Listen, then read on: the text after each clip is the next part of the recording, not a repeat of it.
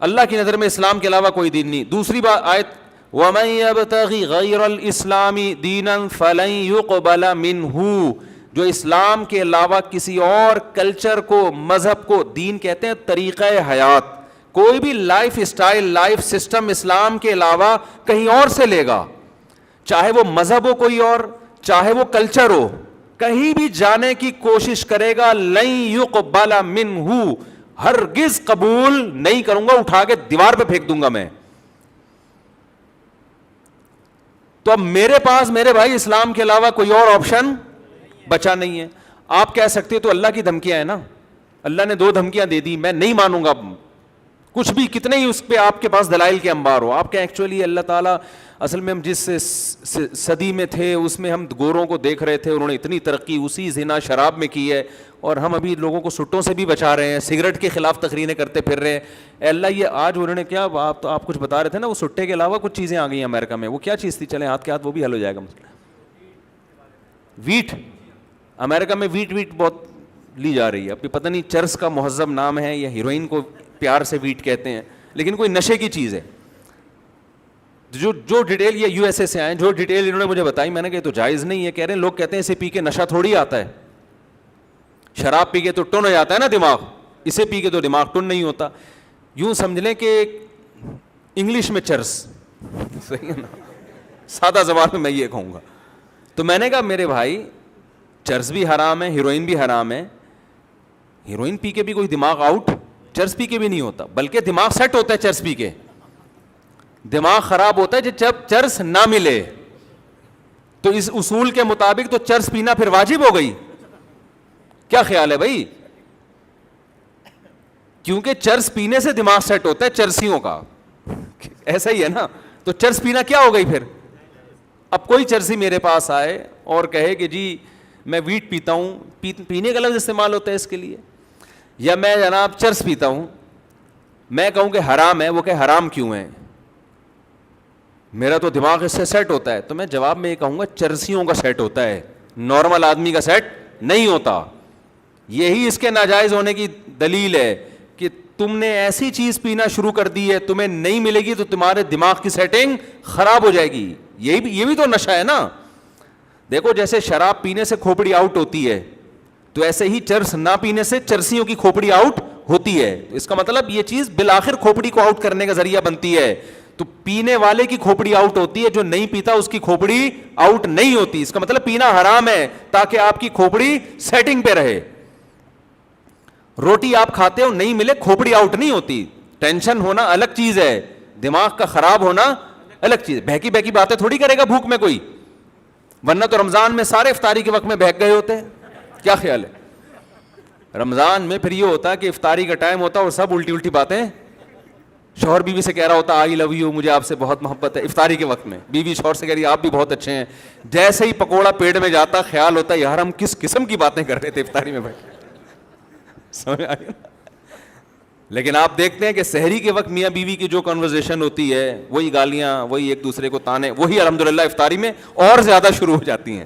اس کا مطلب ہے افطاری میں دماغ اور زیادہ کیا ہو جاتا ہے, کام کرنا شروع کر دیتے. پھڈے ہوتے ہیں افطاری میں, ہم نے خود دیکھے ہیں, گلاس ٹوٹ رہے ہوتے ہیں. اور تو اس کا مطلب بالکل نارمل لائف گزر رہی ہے ان کی.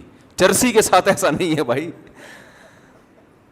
تو ہر حرام چیز پہ آپ کوئی بھی ایک خوبصورت لیبل لگا لو اور اس کو کیا کر دو. خدا کے بندو اپنی لائف کو دیکھو, سیدھا سیدھا کھانا جو پیغمبروں کی زندگی میں نے یہ جب مجھے یو ایس اے سے آیا نا کہ وہ ٹینشن ہوتی ہے تو وہ لوگ یہ پیتے ہیں, میں نے کہا یار ہمیں ٹینشن ہوتی ہے تو ہم سو جاتے ہیں. میں اب اندرون سندھ میرا سفر تھا نا 2 دن میں, کل پرسوں میں گیا ہوں, تو ایک بیان تھا میرا وہاں, بہت لمبی ڈرائیو ہوئی ہے, کچے میں, راست 2:30 بجے پہنچے, پھر نیند ہی نہیں آئی. پھر ہمیں جو کمرہ ملا سونے کے لیے اس میں اے سی جو تھا نا ہر تھوڑی دیر کے بعد بولنا شروع کر دیتا تھا وہ, اور لوڈ شیڈنگ بہت تھی تو پنکھا ایک دم تیز ہو جاتا پھر بند ہو جاتا. پوری رات نہیں سو سکے, فجر کے بعد کوشش کی, پھر نہیں, پھر 1.5-2 گھنٹے کا بیان ہوا. پھر اتنی لمبی ڈرائیو میں پہنچا تو میرا سیٹنگ کیا ہو گئی, آؤٹ. اب میں جا رہا ہوں, یہ چرس تھوڑی سی مل جائے بیگم, یہ پاگلوں والی حرکت ہو جائے گی نا. یا میں کہوں بیگم سگریٹ پلا دو تھوڑی سی, یا سٹا لگانا ہے, میں نے چرس پینی ہے, یا شراب کے دو, کیونکہ اور میں غصہ بھی آتا ہے جب انسان کی نیند نہیں ہوتی. تو اس کا حل یہی تھا, میں نے کہا بھائی میں کمرہ بند کر کے سو رہا ہوں, کسی کی آواز مجھے کمرے میں نہیں آنی چاہیے. اگر گھر میں ایسا روم نہیں ہے, باہر نکل جائے آدمی, کہیں آفس میں سو جائے, کہیں بھی, تو طبیعت سے سوئیں, اللہ کا شکر ہے, اس کے بعد اٹھیں تو فٹ فاٹ. تو اللہ نے ٹینشن کا یا دماغ کو سکون دینے کا حل سگریٹ میں اور سٹوں میں نہیں رکھا, وہ کس میں رکھا ہے؟ وہ نیند میں رکھا ہے. وَجَعَلْنَا نَوْمَكُمْ سُبَاتًا, قرآن کے الفاظ ہیں, ہم نے تمہاری نیند کو سبت کہتے ہیں کاٹنا, تمہارا دنیا سے کنیکشن کیا ہو جاتا ہے؟ کٹ جاتا ہے. یہ تو الگ ٹاپک شروع ہو جاتا ہے پھر نیند پر, جو میں اصل بات کے لے کے چلا تھا, جلدی سے اس کو کمپلیٹ کروں. تو میرے بھائی ہمارے پاس اسلام کے علاوہ کوئی آپشن نہیں ہے. اسلام نے دھمکی دے دی ہے کہ اگر اسلام کے علاوہ کسی اور کلچر کو تم نے فالو کیا تو تم برباد ہو جاؤ گے. برباد نہیں ہوا, کیا خیال ہے؟ انگریز تو برباد نہیں ہوا, تو اسلام کو فالو نہیں کرتا. ان کے یہاں گرل فرینڈ بوائے فرینڈ کا سسٹم ہے, ان کے یہاں ساس بہو کے جھگڑے ہی نہیں ہیں, ٹینشنیں ہی نہیں رہی ان کے یہاں, نہ جھگڑے ہی ختم ہو گئے نا, تو بڑی لائف آرام سے گزر رہی ہے.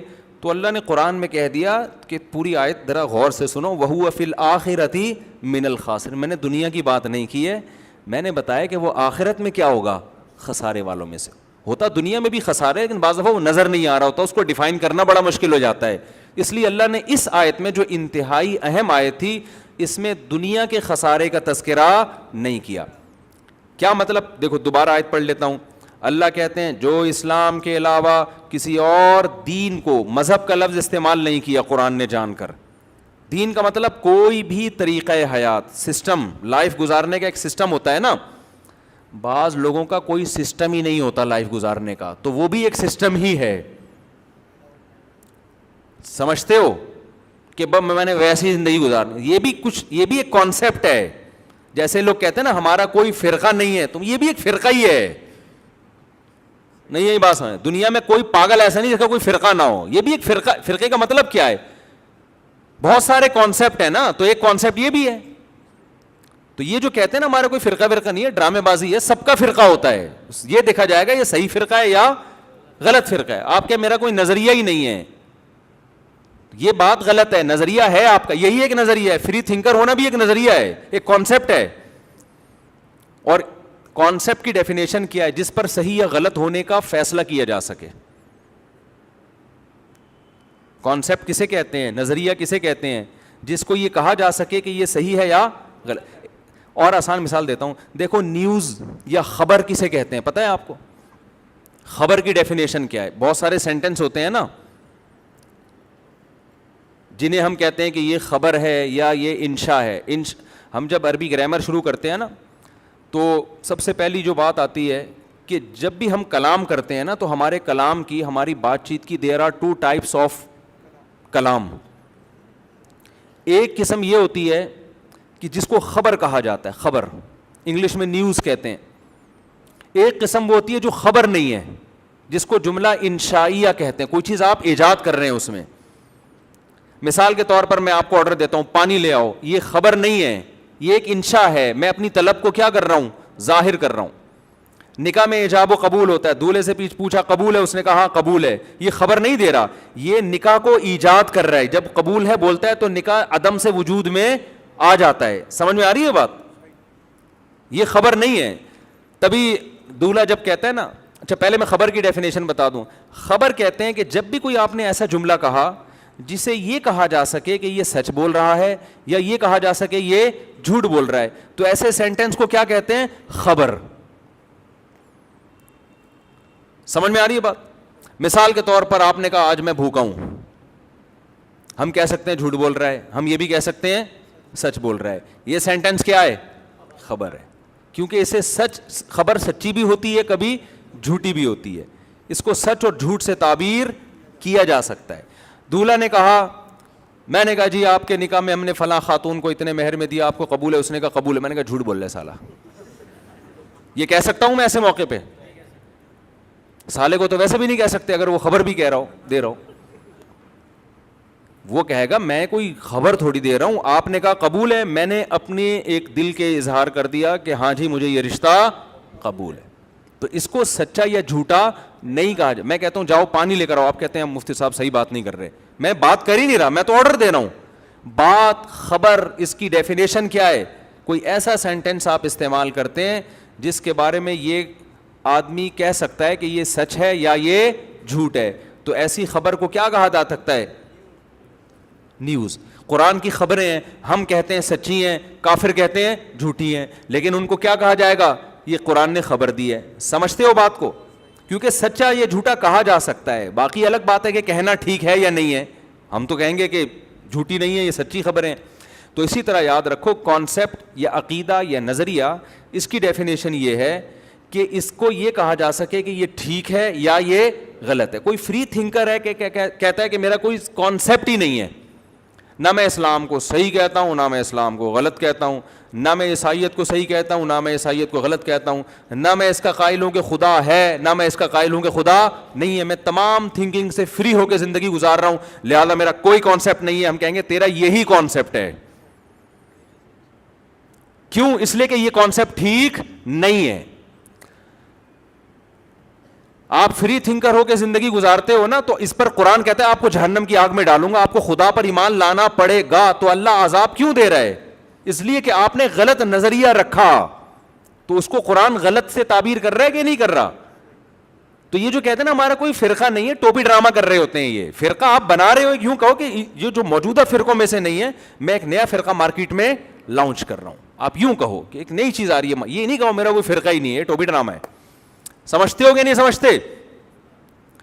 تو جب بھی دو کانسیپٹ ہوں گے تو تیسرا کانسیپٹ تیسرا فرقہ ہی کہلائے گا. آپ کہہ سکتے ہو صحابہ کے دور میں تو کوئی فرقہ نہیں تھا, اس لیے کہ صحابہ کے دور میں اسلام کے اندر کوئی دوسرا کانسیپٹ تھا نہیں, ایک ہی کانسیپٹ تھا.